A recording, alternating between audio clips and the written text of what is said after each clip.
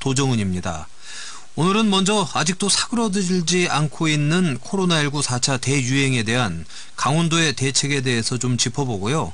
최근 통신선 복원으로 시작된 대북관계 전망에 대한 의견, 강원도의 다양한 대북 사업을 어떻게 풀어가야 할지 과제에 대해서도 얘기를 나눠보도록 하겠습니다. 자세한 얘기 박인균 의원과 심상화 의원 두 분 도의원께 들어보죠. 먼저 국민의힘 심상화 의원과 전화로 연결합니다. 의원님 안녕하세요. 네, 안녕하십니까. 심상화입니다. 네, 다음은 더불어민주당 박인균 의원 직접 스튜디오에 나와 계십니다. 의원님 안녕하세요. 네, 안녕하세요. 박인균입니다. 네, 코로나19 4차 대유행을 주도하고 있는 델타 변이 바이러스는 이제까지의 바이러스와는 다르게 좀 꽤나 까다로운 것 같은데요.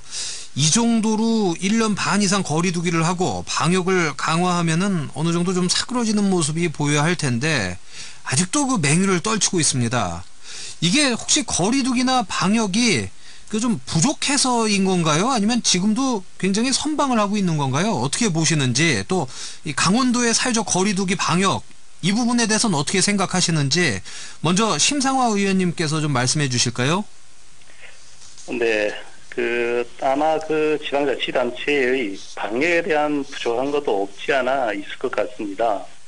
10일 0시 기준으로 강원도 내의 감염병 치료 병상 가동률은 57.4%로 일주일 전 63%보다 이제 조금 내려갔습니다. 예. 따라서 이제 강릉 아산병원 병상 가동률도 100%였는데 75% 내려가서 좀 다행이고요. 예. 하지만 경증 환자를 치료하는 삼척의료원, 속초, 원주, 강릉의료원에 아직도 242명의 확진자가 치료를 받고 있습니다. 네. 이 중에 영동권 확진자를 보게 되면 외국인과 외국인 접촉자가 다수인데요. 여기에 영동권에서 사회적 거리 두기와 방역의 사각지대가 발생했다고 밖에 이제 볼 수가 없습니다. 대표적으로 보게 되면 강릉시와 동해시에서 다른 시군보다 외국인 확진자가 많이 나왔는데, 예. 아마 그 시에서 특별히 외국인과 취약계층 코로나19 방역 대책을 세우지 않아서 방역의 구멍이 뚫린 것으로 저는 보여지고요. MBC에서 재난안전 방송사로서 방역이라든가 접종 홍보를 하고 있지 않습니까? 예. 여기에 외국인들은 이제 언어로 이제 좀 제한된 이제 소통 때문에 이제 어려움이 있어서 방역 대책을 자치단체에서 좀 세심하게 세워야 되고요. 예. 또 취약계층 같은 경우에 생활의 문제로 접종은 사실 좀 뒤로 하고, 또 이런 재난방송 방송을 시청하거나 청취하기가 조금은 어려울 수밖에 없습니다. 네. 이런 것을 자치단체에서 좀 세심하게 좀 관심을 가지고 방역 대책을 다시 한번 지금 점검해야 된다라는 그런 시기라고 말씀을 드리고 싶습니다. 예. 굉장히 좋은 부분을 좀 지적해 주셨는데요. 박인균 의원님께서도 말씀해 주시죠. 예, 예. 이 지금 춘천, 강릉 이런 규모가 큰 도시나 아니면 이 동해안에 비서지는 이제 3단계, 이제 그 지역은 이제 2단계로 지금 방역을 하고 있는데요. 이게 워낙 델타 변형은 전파력이 강합니다. 언제 어디서 어떻게 나타날지 모르는 그런 그야말로 긴장을 줄 수 없는 상황인데요. 예. 이게 이제 변이가 많이 되다 보면은 그게 쌓여서 이 별개의 종으로 분화할 가능성도 있습니다. 이 경제적 문제를 생각하면은 선제적이 고강도의 방역 단계를 하기 어렵고, 또 이 방역을 또 강조하다 보면 이 경제가 어려워지기 때문에 상당히 이 방역과 이 경제 문제가 혼옥스러운 어떤 딜레마 있는데, 저는 개인적으로 이런 생각을 갖습니다. 우리 국민이 장기적으로 한 70% 정도의 백신을 맞고 집단 면역이 형성되면은 우리 사회에서는 이 코로나의 어떤 완전한 박멸, 추방, 이게 참 어려운 얘기거든요. 그래서 어느 정도 집단 면역이 형성되면은 위드 코로나 예. 해야 하지 않겠는가, 함께 가야 하지 않겠는가. 다만 이 접종으로 인해서 이 치사율이라든가 후유증이 최소화되면 이 패스포드 백신의 패스포드와 하여서 이 국제적인 교류 이런 것도 좀 생각해내는 어떤 그 포스트 코로나를 생각하지 않을 수가 없거든요. 워낙 경제가 나쁘기 때문에 예. 그런 것도 장기적으로 좀 준비했으면 좋겠다 이런 생각을 갖습니다. 예. 그런데 그 돌파 감염 사례들이 심심치 않게 나오고 있거든요. 네네. 근데 백신을 맞으면 그 변이 바이러스로 인한 감염이 돼도 그 중증으로는 안 가고 경증 정도에서 치료가 다시 된다고 알고 있는데 맞습니까? 맞습니다. 저기 대개 이제 그 외국 사례에서 보면은 백신을 맞을 경우 돌파 감염된다 하더라도 예. 이 사망이나 이 중증 그 후유증이 이 최소화된다고 그럽니다. 그래서 이런 부분들이 일정 정도 집단 면역이 형성되면은 뭐 함께 갈 수밖에 없는 뭐 그런 어떤 이 추세가 아닌가 이렇게 생각을 합니다. 그러니까 박인균 의원님 말씀은 일단 빨리 백신을 다들 맞아서 집단 면역이 형성될 때까지는 좀 참아야 된다. 네네. 좀 지켜봐야 된다. 뭐 이런 말씀이신 거네요. 네, 그렇습니다. 예. 말씀하신 대로 뭐가 됐든 백신을 빨리 접종하는 게 최선의 대책이라는 부분에서는 뭐 이견이 없을 겁니다. 그런데 그렇다면 강원도의 백신 접종은 순조롭게 이루어지고 있는지 이 부분이 좀 궁금한데 어떻습니까? 이번에는 박인균 의원님 얘기부터 먼저 들어볼까요? 예, 강원도는 그 8월 들어서 일일 평균 약 20명 넘게 그 확진자가 발생하고 있고요. 우리 그 강원도 내 중증치료병원은 한 62%, 고성과 속초의 그 생활치료는 한 64% 정도 예, 이제 그 가동률이 되고 있습니다. 그리고 이제 그 중대본에서 정한 그 대상자 이 86만 4천여 명 중에서 1차 접종이 한 84% 정도 됐고요. 예. 2차 접종 완료는 한 34% 정도 수준입니다. 그리고 현재 55세에서 59세 그리고 60세 중에서 전에 맞지 못한 분들, 그 다음에 교육 및 보육 종사자 등 도내 10여 만 명에 대해서 1차 접종이 진행 중에 있고요.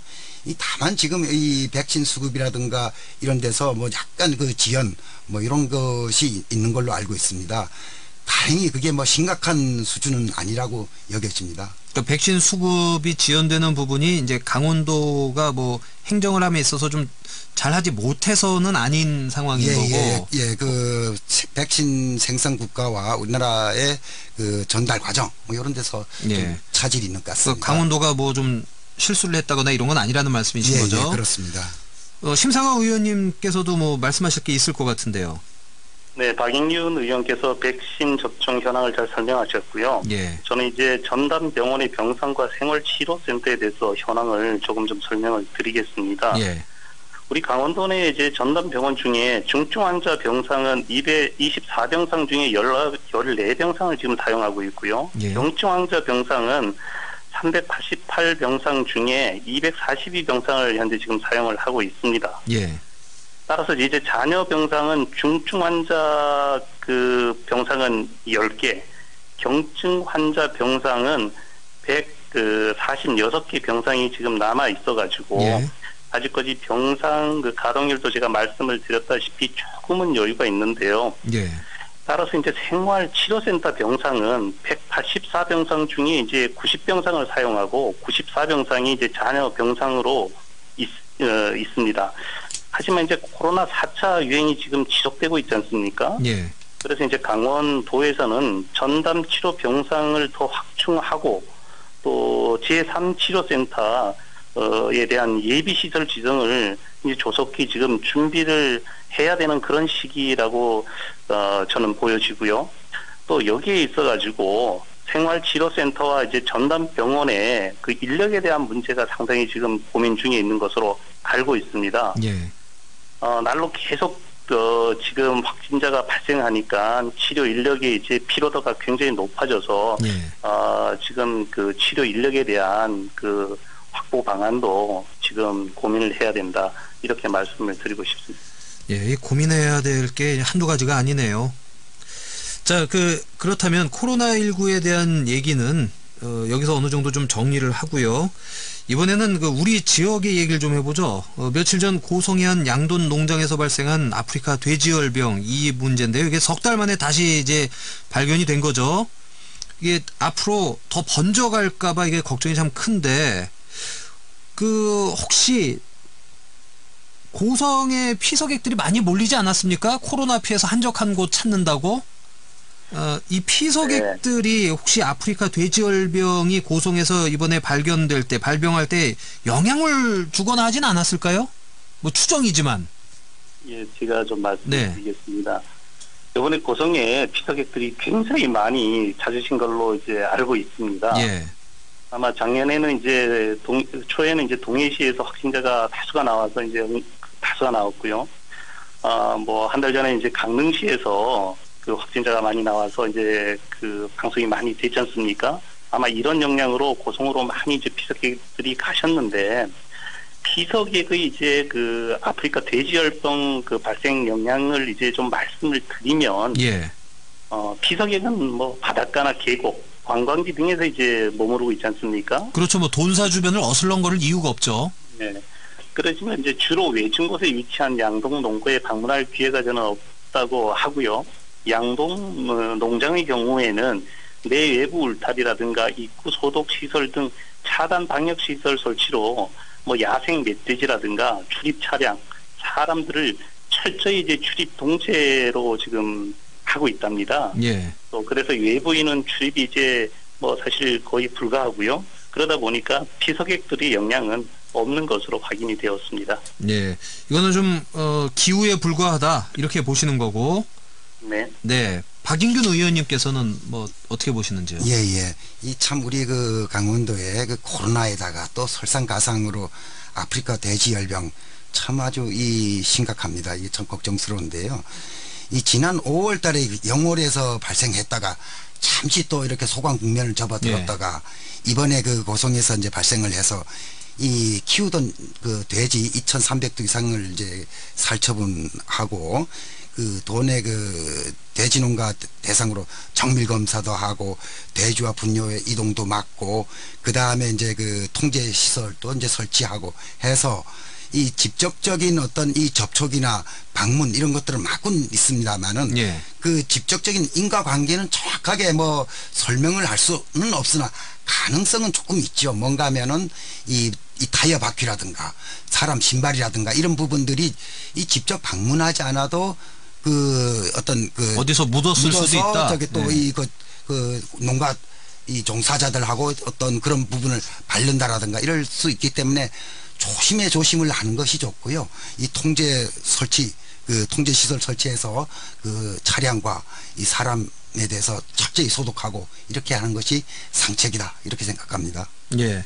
그 아프리카 돼지열병 얘기가 나오고 또 박인균 의원께서도 방금 전에 말씀을 해 주셨지만 두 분하고 이렇게 도정은 하기 전에 저희도 이 부분을 또 얘기를 했거든요. 그러니까 분뇨를 이동하지 못하니까 그냥 거기 계속 쌓아두고 처치 곤란인 상태에서 또 돼지들이 고통받아서 죽는 경우도 있고 또 말씀하신 대로 살처분도 했고 이러다 보면은 양돈 농가 입장에서는 피해가 굉장히 큰데 그러다 보니까 드는 생각이 피해 보상은 제대로 이루어지고 있는지 이게 좀 궁금한데 어떻습니까?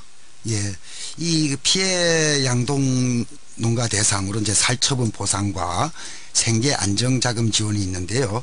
이 살처분의 경우에는 농협 주황에서 전국 돼지의 그 경매 일일 평균 가격이라든가 이런 것들을 조사하고 이것을 기초로 해서 100% 보상을 하는 것을 원칙으로 하고 있습니다. 다만 그 농가에서 방역 기준 위반 여부에 따라서 10%에서 60% 정도 감액해서 지급하고 있고요.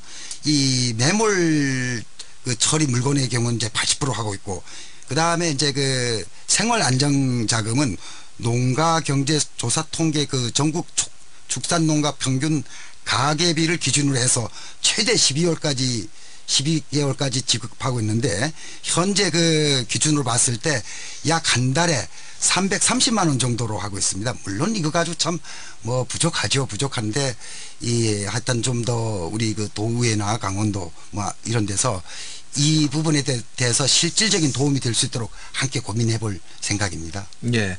이 부분에 대해서 심상화 의원님 뭐 이견이 있으시면 말씀해 주시고요. 아니면 다음 것으로 넘어가겠습니다. 네, 이견은 없습니다. 하지만 중요한 것은 처분에 대한 이제 보상금 감액 기준이 있는데요. 방역 기준이라든가 방역 시설을 미행으로 뭐 10%에서 100% 전에 감액이 됩니다. 아마 양돈 농가에서는 그 살처분 보상금에 대한 기준에 대해서도 잘 좀 검토하셔야 된다라는 말씀을 이 자리에서 드리고 싶습니다. 네, 그 농장주의 과실로 보상받아야 될 부분에서 깎여서 못 받는 부분이 생길 수 있으니까 미리미리 점검을 좀 하시라, 이런 말씀이신 거네요. 네, 그렇습니다. 예. 그 강원도 의회에서 다중이용시설 불법 촬영 예방조례 이거 제정하는 거를 좀 추진하지 않았습니까? 네, 지금 추진하고 있습니다. 예, 그런데 이게 강원도 부서간 업무 떠넘기기 때문에 지연되고 있다고 들었는데 이게 어떻게 된 일인지 좀 설명을 해주시죠. 두 분 중 어떤 분이 해주시겠습니까? 제가 이번에 먼저 네네, 그러면 심 의원님. 사실 참 안타깝다는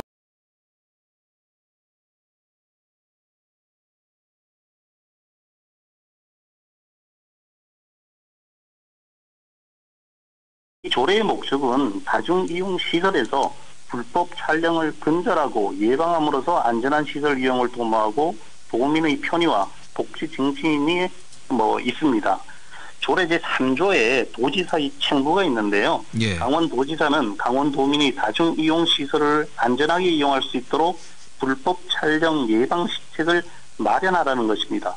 하지만 무슨 이유인지 몰라도 강원도 내 4개 부서에서 예. 여성 청소년 가족과 재난 예방과 총무행정관 자치경찰위원회에서 아직까지도 부서 간의 협의가 되지 않은 걸로 알고 있습니다.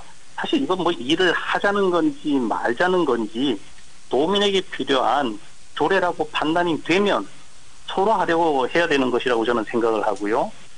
빨리 그래서 의회에 올려야지만 9월 달에 의회에서 도민에게 필요한 조례인지 아닌지 심사할 것이 아닙니까? 예. 사실 이 강원도 행정을 이것을 보게 되면 굉장히 지금 안타깝게 지금 생각을 하고 있습니다. 빨리 조속히 담당 부서가 정해져서 의회로 올려야 될 것이라고 보여집니다. 그러니까 부서 간에 이걸 업무가 그동안의 업무도 많아갖고도 과중될까봐 떠넘기는 건가요? 아니면 이면에 뭐가 있습니까?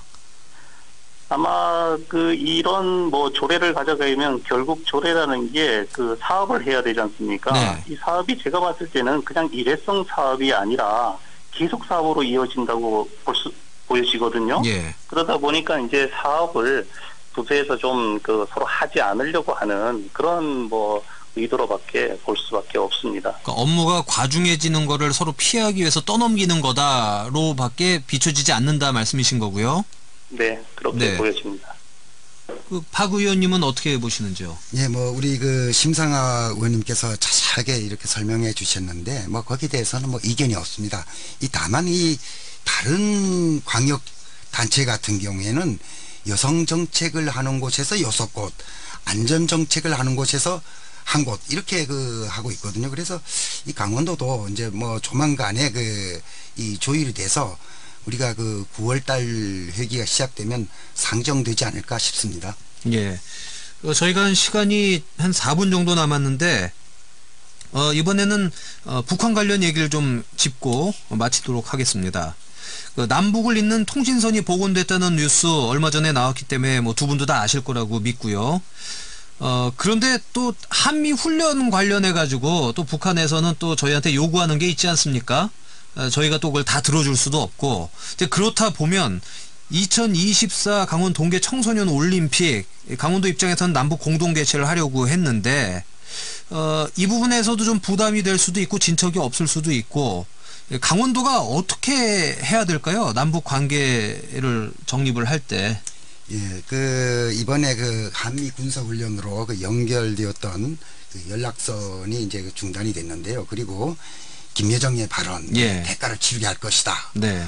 이제 이런 발언도 하고, 또 다음에 여기에 또 따라서 이제 이 대선 후보들도 이 몇 가지 발언을 좀 했습니다. 대표적으로 국민의힘 윤석열 후보 같은 경우에는 예. 이게 남북 간에 모종의 이 음모가 어떤 협의의 음모가 있는 것처럼 이렇게 하는데, 그건 사실 왜곡한 거고, 이 철진한 어떤 이 색깔론이다, 이제 이렇게 볼 수 있고요. 이 많은 전문가들이 봤을 때 이 수해라든가 방역, 경제적 문제, 미국의 대북 기조의 변화, 이런 것들이 있기 때문에 근본적으로 북한에서는 이번에 이렇게 좀 강경한 선언을 했지만 이 근본적으로 판을 깨는 건 아닐 것이다. 이 대미 협상력을 높이는 그런 의도로 수위 조절을 해서 할 것이다. 이렇게 전망을 하고 있습니다. 그래서 이제 보면은 이 강원도는 독자적인 대북 교류를 하긴 어렵지만은 이 뭔가가 이 강원도 특별자치도 추진하고 적경지대에 대한 평화경제특구가 조성이 되면은 이를 전초기지로 해서 이 기존의 코로나 또는 남북 이 대화의 중단 이런 것 때문에 중지되었던 여러 가지 청소년 대회라든가 인도적 지원, 보건 의료 지원 뭐 이런 것들로 확대해서 교류가 진행될 것이다 이렇게 전망하고 있습니다. 그러니까 박영균 의원님은 지금 중간에 좀 삐걱거리긴 하나 잘 될 것이다 라고 이렇게 좀 낙관적으로 전망을 하고 계시는 거고요. 예. 심상화 의원님은 어떻게 보시는지요? 네, 강원도에서 지금 준비를 많이 해서 2024년 강원 동계 청소년 올림픽 남북 공동 개최를 하려고 준비를 많이 했습니다. 예. 하지만 박인균 의원께서 좋은 말씀을 하셨는데요. 그 중에 좀 부적절한 말씀을 하셨는데 스포츠의 정치로 사실 몰아가서는 저는 안 된다고 생각을 하고요. 강원도 및 통일부가 2024년에 강원 동계 청소년 올림픽을 이제 추진하면서 목적은 남북의 이제 한반도 전쟁 종식 또 한반도 평화의 시로 평화로 이제 새 지평을 이제 열겠다라고 이제 표명을 하셨습니다. 예. 그런데 남북 관계 악화로 인해서 공동 개최 사실 어려움을 지금 겪고 있지 않습니까? 예. 하지만 이제 강원도에서는 세부 추진 계획과 시기별 추진 계획을 이제 수립을 했습니다. 곧 이제 남북 공동 개최를 위해서 강원도하고 통일부가 노력하고 있는 것으로 알고 있습니다. 우리 강원도의회에서도 2024년 강원 동계 청소년 올림픽이 잘 성공적으로 개최될 수 있도록 지원을 해야 될 그런 시기라고 말씀을 드립니다. 예. 남북의 관계가 어찌 되든 간에 강원도로서는 강원도가 해야 될 일을 흔들림 없이 차근차근 준비해 나가고 있다. 이렇게 저희가 받아들여도 될까요? 네, 그렇습니다. 예, 알겠습니다. 시간 관계상 여기서 정리를 좀 하겠습니다. 지금까지 심상화 의원, 그다음에 박인균 의원 두 분과 함께했습니다. 오늘 함께해 주셔서 고맙습니다. 네, 감사합니다. 네, 감사합니다.